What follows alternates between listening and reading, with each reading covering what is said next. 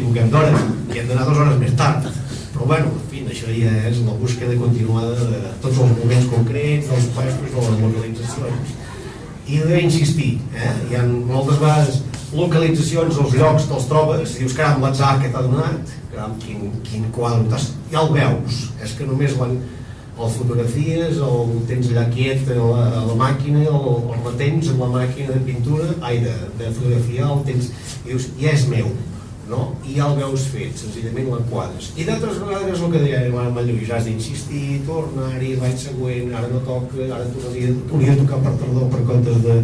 I en fi, és una búsqueda continuada. En fi, el sol fa virgueries i encara no el tenim prou estudiat. Això depèn de la localització com les tens situades. Depèn d'on giren respecte de l'eix del sol. La trajectòria que fa el sol a la tardor i la primavera, que és quan fotografiem, que quan anem a buscar els paisatges més extrems, diguéssim, en aquest moment.